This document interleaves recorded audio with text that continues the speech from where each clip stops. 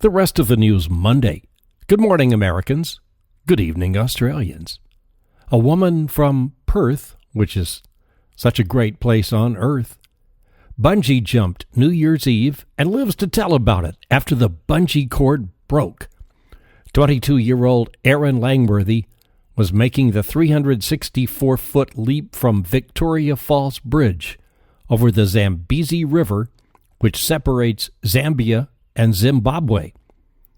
Toward the end of the fall, the cord snapped and she pummeled into the river, her feet still tightly bound to the rope, which became entangled on something on the riverbed. To save herself, she had to dive and free the bungee cord, then untie her feet, then swim through the crocodile waters to the Zimbabwe side.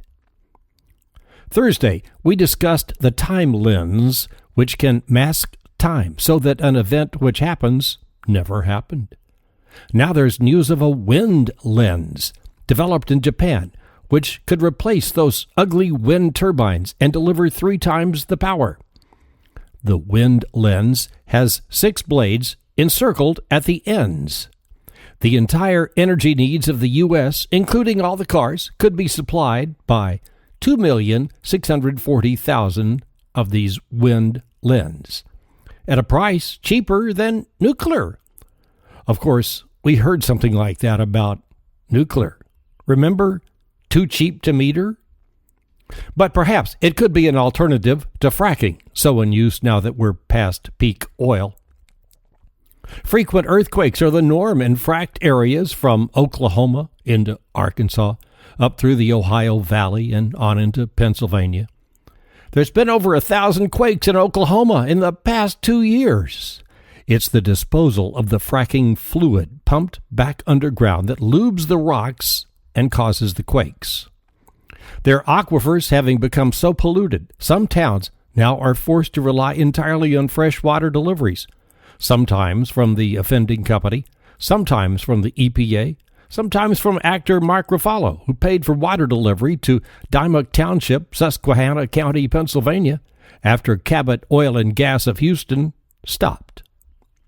Gabrielle Giffords led a candlelight vigil last evening at the grassy Central Mall on the University of Arizona campus in the recitation of the Pledge of Allegiance. Husband Mark Kelly helped place her right hand over her heart. That hand suffers paralysis from the shooting a year ago in Tucson, now known locally as the event. In Seattle, when Mount Rainier is in view, people say the mountain is out today. It was out last Saturday as Mount Rainier National Park reopened the first time since the New Year's Day shooting of park ranger Margaret Anderson. A park employee said, "We're here to take back the mountain." Marijuana is the world's most used drug, #1, at least 200 million users. Licorice root does fight tooth decay. Chew some dried. The new head of the Consumer Financial Protection Bureau, Richard Cordray, recently installed by recess appointment, is a 5-time Jeopardy winner. Charlie Sheen will be doing a new show on the FX network. The show is named Anger Management. Steve Jobs announced iTunes today, 2001, and the iPhone today, 5 years ago. Jimmy Page, Joan Baez, and Crystal Gale, all celebrating birthdays. Frederica Segor-Mas died in San Diego Thursday at age 111. She was a Hollywood screenwriter back in the day of the talkies, wrote scripts for Clara Bow. Disgusted, she quit Hollywood, saying people there just worked for the buck. Also, last Thursday, up in San Francisco, a group of occupiers, mostly in their 70s, successfully shut down an office of the Bank of America with nothing but their walkers and oxygen tanks blocking the doors, demanding lower fees and an end to foreclosures. Giving bank managers the single-finger salute, the group proudly calls itself Wild Old Women.